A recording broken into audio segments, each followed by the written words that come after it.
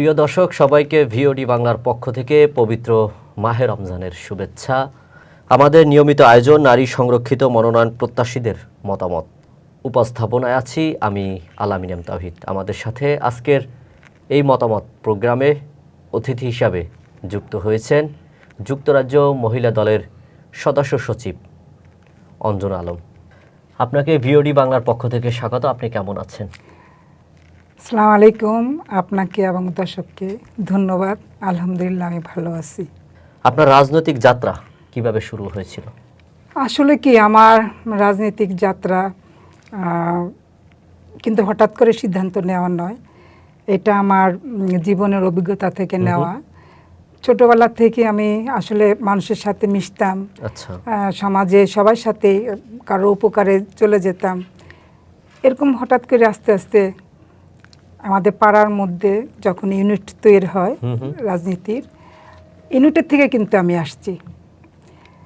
ইউনিটের থেকে আমি দেখতাম আমাদের আশেপাশে সবাই এরকম মিটিং টিটিং মিছিল করতো, তা আমারও শখ জাগলো, কেননা আমি রাজনীতিতে ঢুকি বা আমি রাজনীতি করি, যেহেতু সবার সাথে সমাজে সবার সাথে মিশি, উঠা বসা একটু আমার আছে ওখানে। এইভাবে আর কি আমি আসলে রাজনীতিতে আসি। আর তাছাড়া ছোটোবেলা থেকে দেখেছি আমাদের বংশে, আমার চাচা, আমার বাবা, আমাদের বংশে অনেকেই রাজনীতির সাথে একটু জড়িত ছিল। ওগুলো দেখার পরে আমার আরও বেশি আগ্রহ বাড়ে আরও, মানে রাজনীতিটা কি আমি করার জন্য।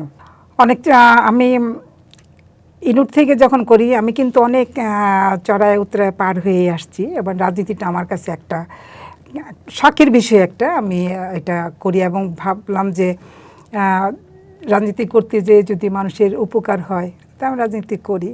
এই আর কি, ঢুকে গেলাম রাজনীতিতে। মহিলা সংরক্ষিত আসনের সংসদ সদস্য হতে চাওয়ার আসলে আপনার মূল কারণটা কি? আমার কাছে সংরক্ষিত নারী আসন শুধু একটি পদ নয়, আমি মনে করি এটা নারীদের কণ্ঠ সংসদে পৌঁছে দেওয়ার একটা সুযোগ। আমাদের দেশে অসংখ্য নারী এখন নীরবে অবহেলিত, প্রতিনিধিহীন। আমি চাই সংসদে গিয়ে তাদের কথা বলতে, যে নারীদের কাজ করে সম্মান পায় না, যারা শিক্ষার সুযোগ থেকে বঞ্চিত, তাদের কথা বলতে এবং তাদের কথা বলতে এবং সরাসরি ভোটে নির্বাচিত না হয়েও জনগণের দায়িত্ব নিয়ে আমি কাজ করতে চাই। আচ্ছা আচ্ছা, আপনি নির্বাচিত হলে আপনার বিশেষ পরিকল্পনাগুলো কি কি থাকতে পারে নারীদের জন্য বা সমাজের জন্য? দেখুন, আসলে আমি একজন রাজনৈতিক কর্মী, অনেকের মতো শুধু গৃহিণী বা পেশাজীবী নই।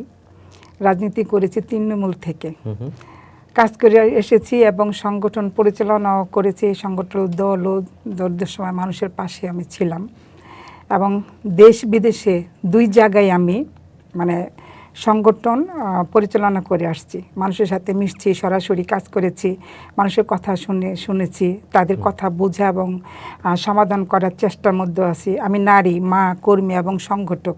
তাহলে আপনি বাংলাদেশে নারী নেতৃত্বের চ্যালেঞ্জগুলো কি কি থাকতে পারে? এটা হচ্ছিল আমাদের দলীয় প্রধানমন্ত্রী ফ্যামিলি কার্ড দিচ্ছেন, হ্যাঁ, তারপরে সেটা নারীর নামে। তারপরে আমার লক্ষ্য হবে নারী নিরাপত্তা, অর্থনৈতিক স্বাধীনতা এবং আত্মমর্যাদা। প্রত্যেক উপজেলা নারীদের জন্য একটা ট্রেনিং সেন্টার, তারপর ক্ষুদ্র উদ্যোক্তাদের জন্য নারীদের ঋণ ও বাজার সুবিধা, কর্মজীবী নারীদের সাপোর্ট করা, ডে কেয়ারের সাপোর্ট করা। তারপরে নারী শুধু সহায়তা নেবে না, বরং বাংলাদেশের উন্নয়ন নারীদের অংশীদার হবে। নারীদের তো আরও বেশ কিছু চ্যালেঞ্জিং আছে, যেটা দেখা যাচ্ছে বাংলাদেশে আসলে নারীরা ঘরবন্দি কিনা। আসলে এটা প্রথমত সামাজিক মানসিকতা। এটা এখন অনেকে মনে করে নারীর নেতৃত্ব মানে স্বাভাবিক নয়, এটা হলো সন্দেহ করা। দ্বিতীয়ত নিরাপত্তাহীনতা, রাজনৈতিক সংশয়তা, রাজনৈতিক অর্থনৈতিক নির্ভরতা, নিজস্ব আর্থিক শক্তি না থাকা সত্ত্বেও টেকসই হয় না। সবচেয়ে বড় চ্যালেঞ্জ হলো এটা সুযোগের অভাবে, ক্ষমতা থাকলেও অনেকে আপনার সুযোগ পায় না। নারীদের আসলে ওইভাবেই আপনার বের হয়ে আসা উচিত নারীদের একটা নারীদেরকে সবসময় নিজেদের একটা স্বাবলম্বী দাঁড়াতে পায়ে হবে। দাঁড়ানোর উচিত। এটা যেমন আমাদের আপনি লক্ষ্য করছেন মনে হয় যে আমাদের যে প্রধানমন্ত্রী আমাদের প্রাইম মিনিস্টার জনাব তারেক রহমান, উনি কিন্তু দেখেন উনি সবসময় ওনার ওয়াইফকে সাথে নিয়ে ঘুরতেছে। অনেক সময় দেখি মার্কেটে তার ওয়াইফ কিন্তু সামনে, সে কিন্তু সামনে, পিছে। হ্যাঁ, তার কন্যাকে নিয়ে ঘুরতেছে। কাজে উনি নারীদের একটা প্রাধান্য মানে বেশি দিচ্ছে এবং আমার মনে হয় যে সামনের দিকে আরো উনি মানে ভালো করবে। কারণ হয়েছে কি, নারীরা কিন্তু এখন কিন্তু নারীরা কিন্তু অনেক ইয়ে পাচ্ছে, যে সাহস পাচ্ছে। আর ওনার এইগুলা দেখে, ওনার ওয়াইফের, ওনার মেয়ের এগুলা দেখে অনেক নারীরা এখন ঘর থেকে বেরোতে আর কি সাহস পাচ্ছে এখন। একটা বিষয় ভাবা যায় যে আসলে নারীদের শক্তি হচ্ছে পুরুষ, আর পুরুষের শক্তি হচ্ছে নারী। অর্থাৎ যখন ফ্যামিলিতে নারী পুরুষের যখন সমন্বয়ের অভাব থাকে, তখন দেখা যাচ্ছে যে আমাদের সমাজে এলোমেলো হয়ে যায় সংসার, তারপরে পারিবারিক জীবন। আর যখন তাদের মৌন সম্মতি এবং কাজগুলো যখন একত্রিত হয়ে যায়, তখন সুন্দর একটা ফ্যামিলি, সেটাই কিন্তু আসলে আমাদের বাংলাদেশের নতুন প্রধানমন্ত্রী তিনি সেটা দেখাচ্ছে এবং সেটাই মানে হচ্ছে এখন। আমরাও দেখেও আমরাও মানে আনন্দ ভোগ করতেছি যে না, যাক, আমাদের একটা প্রধানমন্ত্রী আমাদের জন্য মানে এগিয়ে আসতেছে, বা নারীদের প্রতি তার একটা ইয়ে আছে।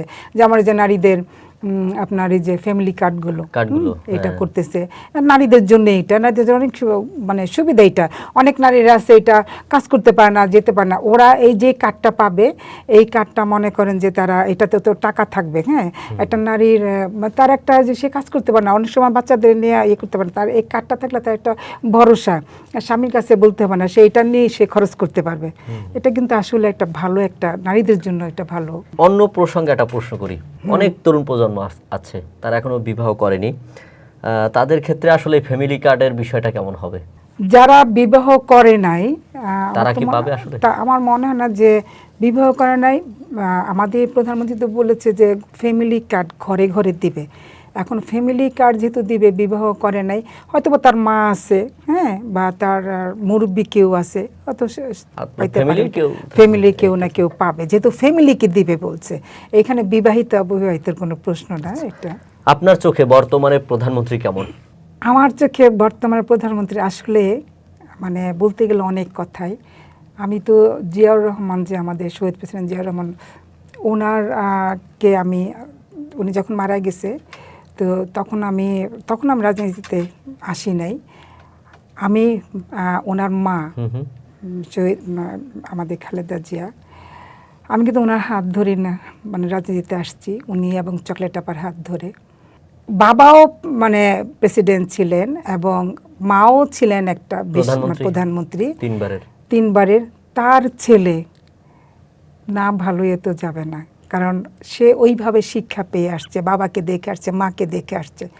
আমার মনে হয় যে আমাদের প্রধানমন্ত্রী এই যে এই কয়েকদিনে, এই যে এক মাসে, যে এক মাস তো মানে হয়ে গেছে, কিন্তু উনি আসছে আর ক্ষমতায় আসছে হয়তো এই যে 10-12 দিন হয়ে গেছে, এর মধ্যে দেখেন উনি কিন্তু সবার মুখে দেখবেন উনি একজন মানে ফেরেশতার মতো, উনি যেই কাজগুলো করতেছে আমরা আশাবাদী ওনার কাছে। যে উনি যেমন আমি সবসময় বলতাম যে জিয়াউর রহমান যদি আরও 3টা বছর বাঁচত, আমাদের দেশটাকে, মানুষ তো বলছে যে সিঙ্গাপুর ব্যাংকক বানাবে, কিন্তু না, আমাদের দেশটাকে উনি সুন্দর করে পার্শ্ববর্তী লাগতো না, আমাদের দেশকে উনি থাকলে বানাইতে পারতো। সেইটা আমরা আশা করতেছি আমাদের প্রধানমন্ত্রীর কাছে। আমাদের প্রধানমন্ত্রী আশা করি পারবে আমাদের দেশটা চালাতে, আমাদের সেই আশা মানে এটা আছে ওনার প্রতি। আমি তো দেখে আসছি 17 বছর ওনার সাথে তো আমরা একসাথে রাজনীতি করেছি লন্ডনে।